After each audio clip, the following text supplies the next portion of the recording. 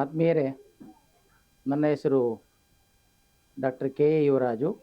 ಅಂದರೆ ಶಿಕ್ಷಣ ಕ್ಷೇತ್ರದಲ್ಲಿ ತೊಡಗಿಸ್ಕೊಂಡಿರುವಂತಹ ವ್ಯಕ್ತಿ. ಅಶ್ವಿನಿ ಸಮೂಹ ವಿದ್ಯಾಸಂಸ್ಥೆ, ಲಗ್ಗೆರೆ, ಬೆಂಗಳೂರು 58 ಇದರ ಅಡಿಯಲ್ಲಿ ನಡೀತಾ ಇರುವಂತಹ ಅಶ್ವಿನಿ ಪಬ್ಲಿಕ್ ಶಾಲೆ, ರಾಜೀವ್ ಗಾಂಧಿ ಮೆಮೋರಿಯಲ್ ಶಾಲೆ ಹಾಗೂ ರಾಜೀವ್ ಗಾಂಧಿ ಪಬ್ಲಿಕ್ ಶಾಲೆಯ ಸಂಸ್ಥಾಪಕ ಅಧ್ಯಕ್ಷನಾಗಿ ಸರಿಸುಮಾರು 31 ವರ್ಷಗಳ ಕಾಲ ಸಂಸ್ಥೆಯನ್ನು ನಡೆಸಿ, ಹೊರಭಾಗದಲ್ಲೂ ಕೂಡ ಸರಿಸುಮಾರು ಒಂದು 10 ವರ್ಷ ಮಕ್ಕಳಿಗೆ ಶಿಕ್ಷಣವನ್ನು ಕೊಡೋದ್ರ ಮೂಲಕ ಸಮಾಜಮುಖಿಯಾಗಿ ಕೆಲಸ ಮಾಡುವಂಥ ಕಾರ್ಯವನ್ನು ಮಾಡ್ತಾ ಇದ್ದೇನೆ. ಇವತ್ತು ಒಂದು ನಮ್ಮದೇ ಆದಂಥ ಶಾಲೆಯಲ್ಲಿ ಪೋಷಕರಾಗಿದ್ದಂಥವರು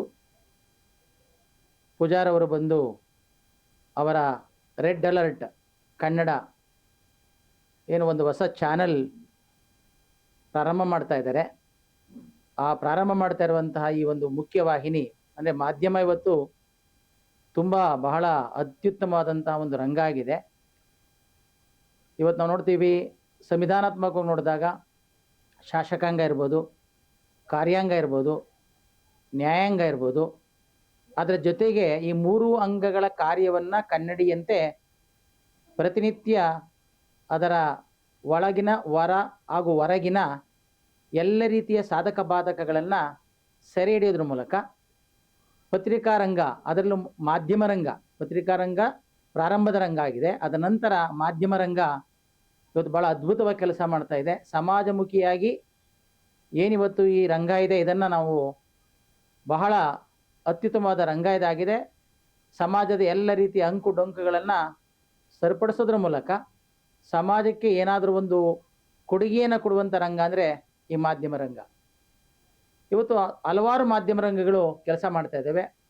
ಇಂತಹ ಒಂದು ಸವಾಲನ್ನ ಎದುರಿಸಬೇಕಾದಂಥ ಸಂದರ್ಭದಲ್ಲಿ ಒಂದು ನೂತನವಾದಂತಹ ರೆಡ್ ಅಲರ್ಟ್. ರೆಡ್ ಅಂದರೆ ಏನಪ್ಪ ಅಂದರೆ ರಕ್ತ, ಅಂದರೆ ಕೆಂಪು ಅಂತ, ಕ್ರಾಂತಿಯ ಸಂಕೇತ. ಕ್ರಾಂತಿನೇನೋ ಬದಲಾವಣೆಯನ್ನು ತರುವಂಥ ಸಂಕೇತ. ಬದಲಾವಣೆ ಬಹಳ ಮುಖ್ಯ. ಯಾಕೆಂದರೆ ಈ ಬದಲಾವಣೆ ಸಮಾಜದ ಮುಖ್ಯ ವಾಹಿನಿಯ ಕೆಲಸ ಮಾಡುತ್ತೆ. ಪರಿವರ್ತನೆಯೇ ಜಗದ ನಿಯಮ ಅಂತ ಏನು ಹೇಳ್ತಾರೆ, ಹಾಗೆ ಸಮಾಜದಲ್ಲಿ ಒಂದು ಒಳ್ಳೆಯ ಕ್ರಾಂತಿಯನ್ನು ತರೋದ್ರ ಮೂಲಕ ಎಚ್ಚರಿಕೆ, ಅಂದರೆ ಜೀವನದಲ್ಲಿ ನಾವು ಏನೆಲ್ಲ ಮಾಡಬೇಕು ಅನ್ನೋ ಒಂದು ಎಚ್ಚರಿಕೆಯನ್ನು ಸಾವಧಾನ ಚಿತ್ತವಾಗಿ ಕೊಡೋದ್ರ ಮೂಲಕ ನಿಖರವಾದ ಸುದ್ದಿಯನ್ನು ಸ್ಪಷ್ಟತೆಯಿಂದ, ದೃಢ ನಿರ್ಧಾರದಿಂದ ಏನೆಲ್ಲ ಇವತ್ತು ಸಮಾಜದ ಸಮಸ್ಯೆಗಳು ಬರ್ತವೆ.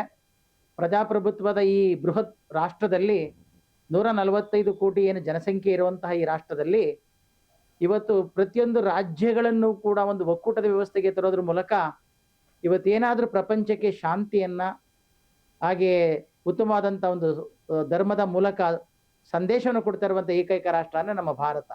ಇಂಥ ಭಾರತ ದೇಶಕ್ಕೆ ಇವತ್ತು ನಮ್ಮ ರೆಡ್ ಅಲರ್ಟ್ ಕನ್ನಡ ಮುಖ್ಯವಾಹಿನಿ ಕೂಡ ಸೇರ್ಪಡೆ ಆಗ್ತಾ ಇರುವಂಥದ್ದು ನಿಜವಾಗ್ಲೂ ಕೂಡ ತುಂಬ ಹೃದಯದ ಒಂದು ಮಾತು.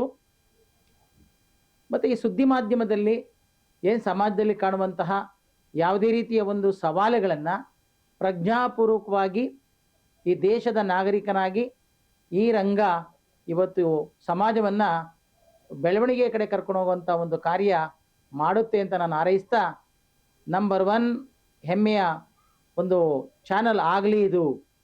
ಮತ್ತು ಎಲ್ಲ ಚಾನಲ್ಗಳಂತೆ ಇದು ಕೂಡ ಒಂದು ಮುಖ್ಯವಾಹಿನಿಯಲ್ಲಿ ಸದಾಕಾಲ ಜೀವಂತವಾದಂತಹ ನಮ್ಮ ಜೀವನದಿ ಕಾವೇರಿ ಹೇಗಿದೆಯೋ, ಗಂಗೆ ಹೇಗಿದೆಯೋ, ಹಾಗೆಯೇ ಇದು ಕೂಡ ಗಂಗಾ, ತುಂಗಾ, ಕಾವೇರಿ ಇವತ್ತು ನಮಗೆ ಏನಿವತ್ತು ಜೀವನ ಕೊಟ್ಟಿದ್ದಾವೆ, ಹಾಗೆ ನಮ್ಮ ನಾಡಿಗೆ ಜೀವನ ಕೊಡುವಂತಹ ಈ ಒಂದು ವಾಹಿನಿ ಆಗಲಿ.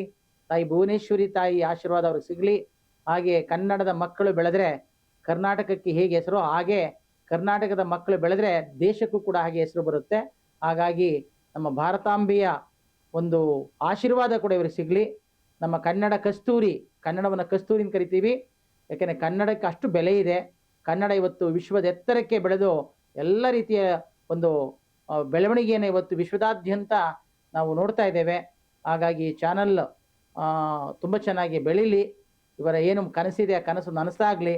ಮತ್ತು ಸಾಧಕರ ಸಾಲಲ್ಲೂ ಕೂಡ ಈ ಸಂಸ್ಥೆಯ, ಈ ಮುಖ್ಯವಾಹಿನಿಯ ಸಂಸ್ಥಾಪಕರು ಏನಿವತ್ತು ದಿಟ್ಟ ಹೆಜ್ಜೆನಿಟ್ಟಿದ್ದಾರೆ, ದೃಢವಾದ ನಿರ್ಧಾರ ಮಾಡಿದ್ದಾರೆ, ಸೇವಾ ಮನೋಭಾವನೆ ಮೂಲಕ ಈ ಮುಖ್ಯವಾಹಿನಿ ಬೆಳೀಲಿ ಅಂತೇಳಿ ನಾನು ಕೂಡ ಓರ್ವ ಹಿತೈಷಿಯಾಗಿ ಅವರಿಗೆ ನಾನು ಹಾರೈಸ್ತಾ ಇದ್ದೇನೆ. ಎಲ್ರಿಗೂ ಒಳ್ಳೆಯದಾಗಲಿ.